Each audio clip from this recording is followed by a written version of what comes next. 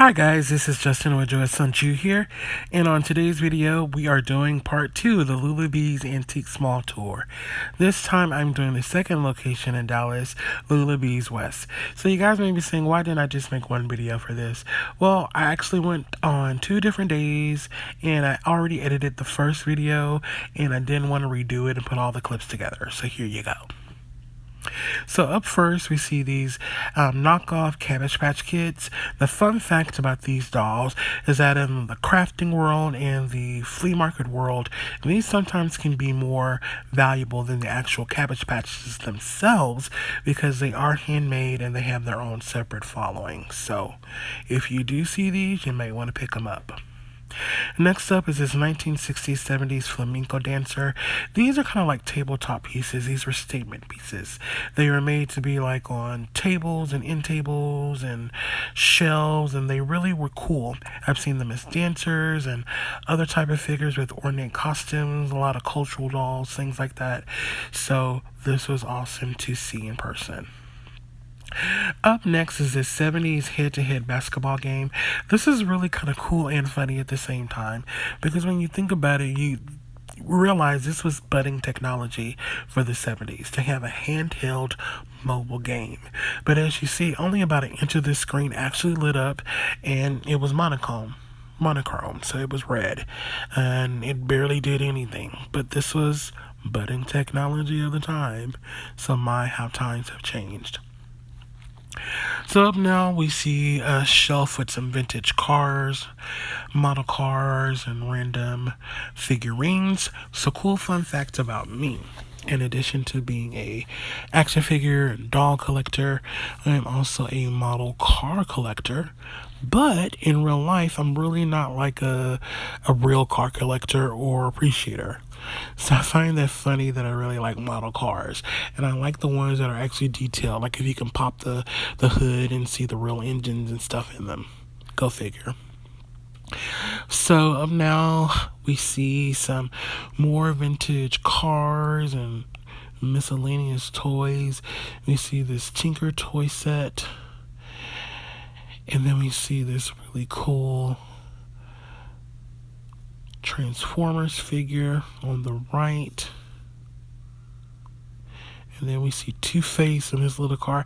I think this actually was like a Happy Meal or some kind of Burger King or other little fast food restaurant toy. I believe I had that as a kid as well. And this was fun for me. So this is a Bob's Big Boy figure. We didn't have Bob's Big Boy in Dallas, but we did have a restaurant that did have a Bob's Big Boy figure in it, go figure. And so growing up as a kid, that was just always funny to see this huge, like 10-foot tall statue of Bob's Big Boy in a restaurant. So what I did see in this store, and I do want to preface this, I do not celebrate Halloween. And I do not like Spiritism. However, because they were interesting to see at the antique mall, that's the only reason why I'm showing pictures of them. And a lot of the stuff was themed, I believe, for Halloween now, because we saw these throughout the store. So these are some Ben Cooper masks and costumes that are very popular of the day. I also saw this really cool latex Incredible Hulk mask. It was $10.50. I didn't get it because I'm really not like a cosplayer that does like Hulk and stuff like that. I do cosplay, but I don't cosplay this character. So this is a Simpsons Krusty the Clown. Back in the day, I used to have I wouldn't say substantial Simpsons collection, but I had a wide variety of Simpsons items. So I had action figures, I had stuffed animals, I even had like a Homer lamp, cups, things of that nature. But I grew out of it, and I really didn't continue collecting it, but I still have them somewhere in my storage. So now we see this Mr. Machine. So Mr. Machine was a wind-up robot that kind of whistled and also just kind of scooted across the floor. It was funny because 2 different vendors had this figure, and they were both priced about the same. So you'll see them in more detail later. This was cool because this is the Michael Keaton Batman version. Again, I don't celebrate Halloween, but I do sometimes collect these pails to put in my collection, and I take the handles off as part of the figurines for my action figure sets. So I had to really pause here because this scared me. Wait for it.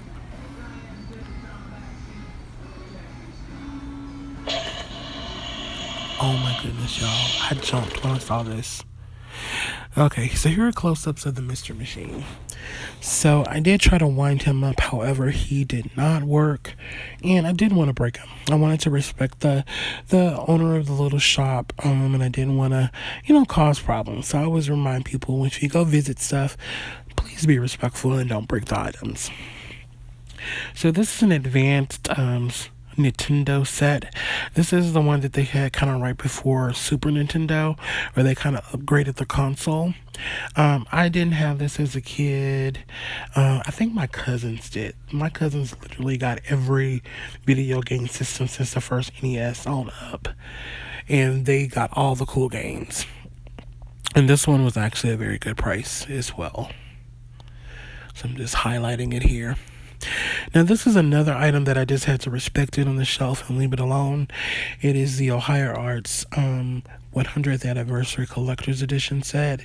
I didn't want to open it because it was on the bottom shelf and it had some very fragile glass stuff around it, and I didn't want to drop stuff and be clumsy and knock it over. So again, respect people's stuff, leave it alone.